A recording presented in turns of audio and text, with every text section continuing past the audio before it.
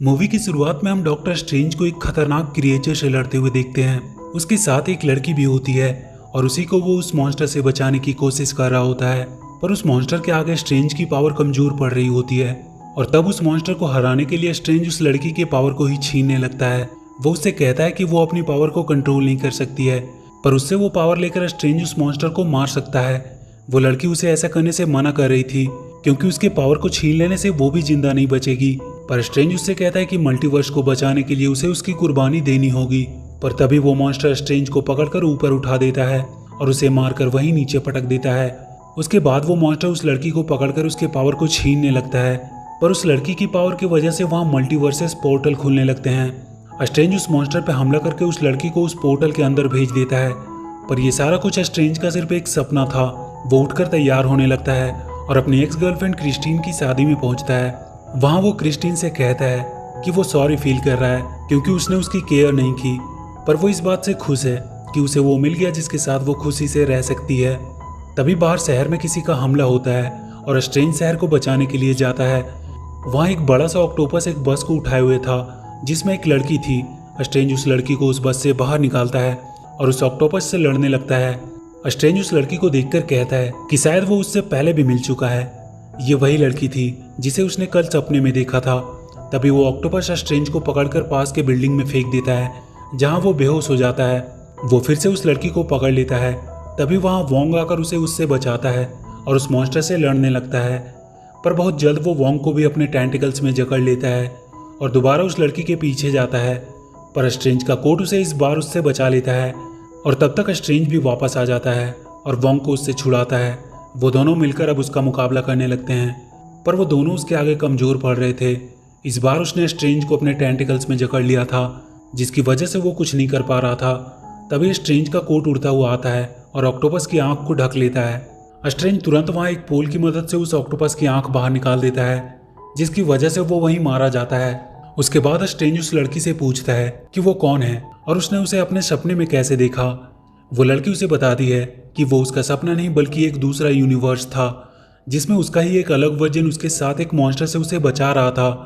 वो उसे बताती है कि वो ऑक्टोपस उसे किडनैप करना चाह रहा था क्योंकि कुछ डेमंस हैं जो उसके पावर्स को छीनना चाहते हैं।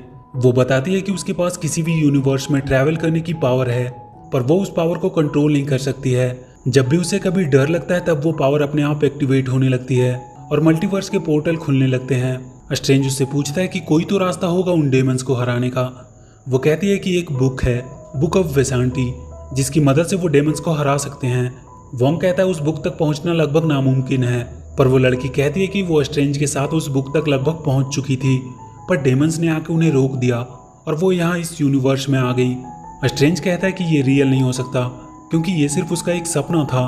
वो लड़की उसे प्रूफ के तौर पर दूसरे यूनिवर्स के स्ट्रेंज की लाश को दिखाती है जो उसके साथ यहाँ आ गई थी। ये देखकर स्ट्रेंज और वोंग को भी अब उस लड़की पे भरोसा हो जाता है कि वो जो कह रही है वो बिल्कुल सही है। स्ट्रेंज वोंग से कहता है कि इस लड़की की जान पे बहुत खतरा है, उन्हें इसे सेफ रखना होगा। वोंग उस लड़की से उसका नाम पूछता है। वो अपना नाम उन्हें अमेरिका चैविस बताती है। वोंग उसे उनके साथ कमरताज चलने को कहता है क्योंकि वहाँ वो सेफ रहेगी। वो स्ट्रेंज की लाश को वहीं दफना देते हैं। आगे हम वांडा को देखते हैं जो अपने दोनों बच्चों के साथ घर पे एंजॉय कर रही होती है, पर यह सब उसका सिर्फ एक सपना था जिसे वो वास्तविकता में बदलना चाहती थी। वो अपने गार्डन में फूल तोड़ रही होती है, तभी उससे मिलने स्ट्रेंज आता है। वो उससे मल्टीवर्स के बारे में पता करने आया था।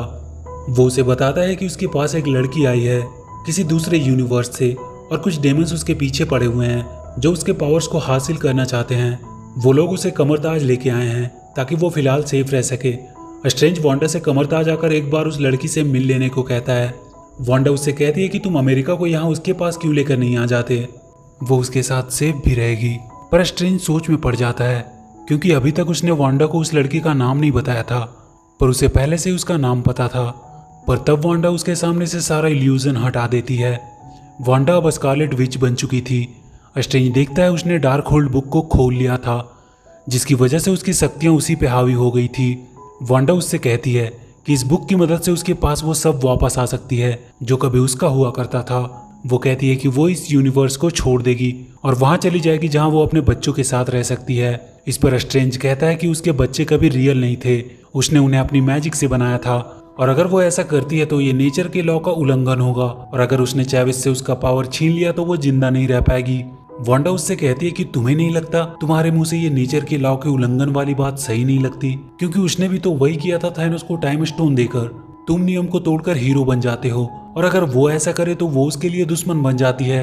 वो कहती है कि आज सूरज डूबने के पहले वो लोग चैविस को शांति से उसके हवाले कर दे, और उसके बाद वो उसे कभी नहीं दिखेगी। स्ट्रेंज कहता है कि क्या होगा अगर वो ऐसा नहीं करते। वो कहती है कि फिर उसे लेने वांडा नहीं बल्कि स्कारलेट विच आएगी। स्ट्रेंज कमर ताज जाकर वोंग को सारी बात बताता है। स्ट्रेंज सबसे कहता है कि अगर स्कारलेट विच को चैविस की पावर मिल गई तो वो पूरे मल्टीवर्स को गुलाम बना देगी। वोंग अपने सारे आदमियों को उसे रोकने के लिए तैयार होने को कहता है। सारे लोग कमर ताज की हिफाजत के लिए अपनी अपनी पोजीशन ले लेते हैं, और तभी कुछ देर बाद पूरे कमर ताज के आसपास काला धुआं उठने लगता है और वांडा उनके सामने आती है। स्ट्रेंज जाकर उससे बात करता है और उसे ये सब रोकने को कहता है, पर वो नहीं मानती है और स्ट्रेंज को अपने रास्ते से हट जाने को कहती है, क्योंकि वो अपने बच्चों के पास जाने के लिए वो किसी भी हद तक जा सकती है। वो स्ट्रेंज पे हमला करती है, पर उसके आगे कमरताज के लोगों ने एक मजबूत शील्ड बना दिया था जिसपे वांडा का कोई पावर काम नहीं करता है। वो कमरताज पे भी हमला करती है, पर हर जगह उन लोगों ने शील्ड बनाई हुई थी। वांडा अपनी दूसरी चाल चलती है। वो वहाँ एक आदमी के दिमाग में जाती है और उसे वहाँ से भागने को कहती है, जिसकी वजह से उनका शील्ड टूट जाता है, और उसके बाद वांडा वहाँ पे हमला करती है। कुछ देर तक वो सब वांडा के वार को झेलते हैं, पर बहुत जल्द वो सब उसके आगे हार जाते हैं। वो वहाँ सब कुछ तबाह कर देती है, पर तब तक स्ट्रेंज उस लड़की को बचाने के लिए उसे वहाँ से कहीं और छुपा देता है और खुद जाकर वांडा के सामने खड़ा हो जाता है। वो वांडा को मिरर इल्यूजन में फंसा देता है, जहाँ उसके पावर्स भी काम नहीं कर रहे थे, पर वो अपने रिफ्लेक्शन के थ्रू उन तक पहुँचने की कोशिश करने लगती है। स्ट्रेंज और वंग जल्दी से वहाँ के सारे रिफ्लेक्शन वाली चीजों को ढकने लगते हैं, पर किसी तरह वांडा उन तक पहुँचने में सफल रहती है। वो उन सबसे कहती है कि चाहे वो कितनी भी कोशिश कर ले, वो उसे उसके बच्चों के पास जाने से रोक नहीं सकते। वांडा उन सबको बहुत सारे यूनिवर्सेस दिखाने लगती है जहाँ वांडा अपने बच्चों के साथ रह रही है। स्ट्रेंज कहता है कि जिस यूनिवर्स में तुम जाओगे वहाँ के वांडा का क्या होगा, क्या वो उसे उसके बच्चों के साथ रहने देगी? और स्ट्रेंज वांडा पे हमला कर देता है, पर उसके पावर वांडा के सामने कुछ भी नहीं थे। वो स्ट्रेंज को दूर फेंक देती है। वोंग को भी वो मारकर वहीं बेहोश कर देती है और चैविस को पकड़कर उसकी पावर को उससे निकालने लगती है। चैविस की डर की वजह से वहाँ किसी और यूनिवर्स का पोर्टल खुलने लगता है, और तभी स्ट्रेंज धक्का देकर चैविस को लेकर उस पोर्टल में कूद जाता है, और वो दोनों कई सारे यूनिवर्सेस को पार करते हुए एक यूनिवर्स के न्यूयॉर्क शहर में पहुंचते हैं। स्ट्रेंज चैविस से कहता है कि उन्हें यहाँ से वापस उनके यूनिवर्स में जाना होगा, पर चैविस कहती है कि वो पोर्टल खोल नहीं सकती क्योंकि उसके पावर पे उसका कंट्रोल नहीं है। स्ट्रेंज उससे कहता है कि उसका दूसरा वर्जन इस यूनिवर्स में जरूर होगा, वो शायद उसकी मदद कर सके, पर चैविस कहती है कि यहाँ उसका कोई दूसरा वर्जन नहीं है क्योंकि वो खुद उसी यूनिवर्स की है। वो कहती है कि वो स्ट्रेंज के दूसरे वर्जन को ढूंढकर बुक ऑफ वेसेंटी का पता लगा सकते हैं और शायद उसकी मदद से वो वांडा को रोक पाए। वो दोनों स्ट्रेंज के दूसरे वर्जन को ढूंढने निकल जाते हैं। वहाँ रास्ते में उन्हें एक मशीन दिखाई देती है जो लोगों की पुरानी यादों को वापस दिखाती थी। स्ट्रेंज उसमें देखता है जब वो क्रिस्टिन के साथ डेट पे गया था। उस दिन क्रिस्टिन ने उसे एक घड़ी गिफ्ट किया था। ये देखकर वो थोड़ा इमोशनल हो जाता है। चैविस भी अपनी यादों को देखती है जिसमें उसके साथ उसकी दोनों मॉम्स होती है, पर उसकी डर की वजह से वहाँ कई सारे मल्टीवर्सेस पोर्टल खुल जाते हैं जिससे उसकी मॉम्स किसी और यूनिवर्स में चली जाती है और वो किसी और में। स्ट्रेंज उससे कहता है कि एक दिन वो जरूर अपनी मॉम से मिल पाएगी। वो दोनों बात करते हुए स्ट्रेंज के घर के पास पहुंच जाते हैं। उन्हें वहाँ डॉक्टर स्ट्रेंज की स्टैचू दिखाई देती है जिसपे लिखा होता है कि वो थैनोस से लड़ते हुए मारा गया। तभी वहाँ उन्हें कालमोडो दिखाई देता है जिसने स्ट्रेंज को पहली बार कमरताज पहुंचाया था। वो स्ट्रेंज को अपने साथ अंदर लेकर जाता है। स्ट्रेंज उसे चैविस और अपने बारे में सब कुछ बताता है। वो उसे बताता है कि वांडा ने डार्क होल्ड की पावर को हासिल कर लिया है, इसलिए उसे रोकने के लिए उन्हें उसकी मदद चाहिए। कालमोडो उन्हें बताता है कि उनके यूनिवर्स में भी डार्क होल्ड है जिसकी पावर से कोई भी इंसान अपने कॉन्शियस को किसी और यूनिवर्स के अपने दूसरे वर्जन में प्रोजेक्ट कर सकता है और उसकी बॉडी को पोजेस करके अपने तरीके से इस्तेमाल कर सकता है। ये पोसेशन परमानेंट नहीं होता है, पर इससे वो उस रियलिटी में काफ़ी डैमेज कर सकते हैं। और अभी तक जो भी क्रिएचर चैविस का पीछा कर रहा था वो हो सकता है कोई और नहीं बल्कि स्कारलेट विच ही हो, और इस पोसेशन को वो ड्रीम वॉकिंग कहते हैं। स्ट्रेंज उससे बुक ऑफ वेसांटी के बारे में पूछता है, पर उसे चक्कर आने लगता है। कालमोडो ने उसके ड्रिंक्स में कुछ मिलाया था। वो दोनों वहीं बेहोश हो जाते हैं। इधर स्कारलेट विच अपने आप को उस यूनिवर्स के खुद की वर्जन में प्रोजेक्ट करने की कोशिश कर रही थी जहाँ चैविस और डॉक्टर स्ट्रेंज थे। उसने वोंग को अपने पास बांध करके रखा हुआ था। तभी वोंग के पास उसका एक आदमी आता है और अपने चाकू से डार्क होल्ड की बुक को लेकर डिस्ट्रॉय कर देता है। जिसमें वो खुद भी मारा जाता है। वांडा का दूसरे यूनिवर्स से कनेक्शन टूट जाता है। वो देखती है कि बुक भी डिस्ट्रॉय हो चुका है। वो गुस्से में वोंग को मारने लगती है और उससे डार्क होल्ड की स्पेल पूछने लगती है, क्योंकि वो सॉर्सरर सुप्रीम था और उसे इसके बारे में पता था। वो कमरताज के लोगों को मारने की धमकी देकर उससे वो स्पेल पूछती है। वोंग उसे बता देता है कि डार्क होल्ड सिर्फ एक कॉपी थी जिसमें वो स्पेल लिखे हुए थे, पर उसका असली पावर वांडा कोर में है, पर वहां तक आज तक कोई पहुंच नहीं पाया है। पर वांडा उससे कहती है कि ऐसा करने वाले वो लोग पहले होंगे। इधर स्ट्रेंज की जब आंख खुलती है तो वो अपने आप को एक ग्लास सेल में पाता है। चैविस भी उसके बगल वाली सेल में थी। वो देखता है कि वहाँ क्रिस्टीन है। वो उसे बताती है कि वो लोग उसके लैब में रिसर्च पर्पस के लिए लाए गए हैं, क्योंकि वो किसी और यूनिवर्स से आए हैं, इसलिए वो लोग उसकी पूरी जांच करना चाहते हैं। तभी वहाँ कार्ल मोडो आता है और उससे कहता है कि वो लोग उसे इल्यूमिनाटी के सामने पेश करने के लिए ले जा रहे हैं। स्ट्रेंज को समझ नहीं आता कि इल्यूमिनाटी क्या है। वांडा वोंग को लेकर वांडा कोर पहुंच चुकी थी। वहां वो एक टूटे हुए खंडर में पहुंचते हैं। वोंग बताता है कि यही सबसे पहले एक डेमन ने उस पावर को हासिल किया था और फिर बाद में उसे डार्क होल्ड बुक में लिखा गया। वांडा वहां लाइट जलाने लगती है। तभी 4 बड़े मॉन्स्टर उनकी तरफ बढ़ते हैं, पर वो सब वांडा के आगे अपने आप को सरेंडर कर देते हैं। ऐसा लगता है वो लोग उसका ही इंतजार कर रहे थे। इधर स्ट्रेंज को इल्यूमिनाटी के सामने पेश किया जाता है। वहाँ हम कैप्टन कार्टर को देखते हैं। कुछ और भी सुपर हीरोज वहाँ थे, जैसे कि ब्लैक बोल्ट, मिस मार्बल और फैंटास्टिक 4 के रेड रिचर्ड। रिचर्ड स्ट्रेंज से कहता है कि उसका उनके यूनिवर्स में आना किसी खतरे से कम नहीं है, क्योंकि उसके पीछे कई मुसीबतें भी साथ आ सकती है और उसने नेचर के लॉ को भी तोड़ा है। उन लोगों ने इल्यूमिनाटी को बनाया ताकि डिफिकल्ट डिसीजन ले सके, इसलिए आज वो डिसाइड करेंगे कि उसके साथ उन्हें क्या करना चाहिए। स्ट्रेंज उन्हें बताता है कि उनके ऊपर बहुत बड़ी प्रॉब्लम आने वाली है स्कारलेट विच के रूप में। रिचर्ड उसे बताता है कि ड्रीम वॉकिंग को लेकर स्कारलेट विच से उनके लिए ज्यादा खतरा उसके यूनिवर्स का डॉक्टर स्ट्रेंज था। वो उनसे कहता है कि क्या वो स्ट्रेंज जो थैनोस से लड़ता हुआ मारा गया। तभी वहां चार्ल्स आता है और कहता है कि इसे सच्चाई बता देनी चाहिए।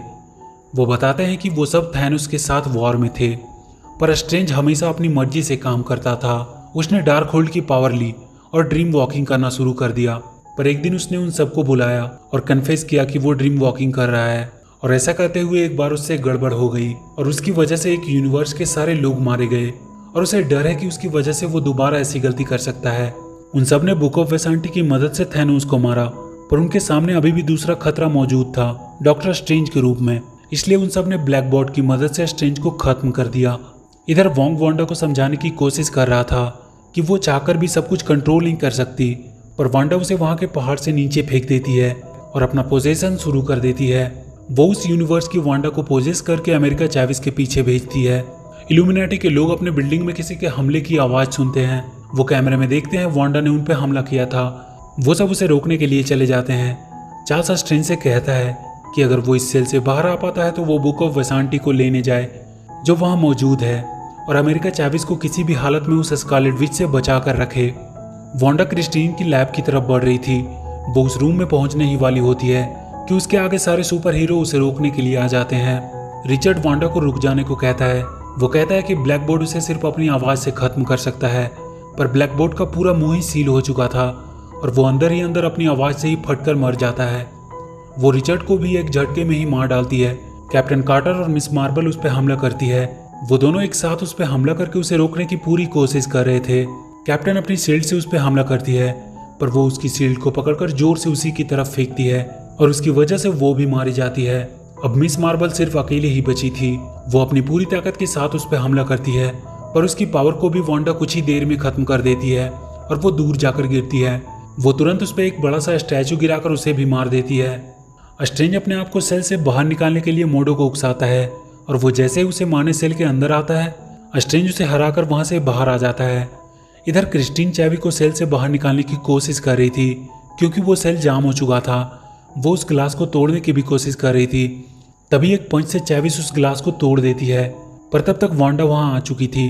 तभी उसे रोकने वहां चार्ल्स आता है और उसके दिमाग से स्कारलेट विच को निकालने की कोशिश करने लगता है, पर स्कारलेट विच उस पर भी हावी हो जाती है और उसकी गर्दन मरोड़कर उसे भी मार देती है।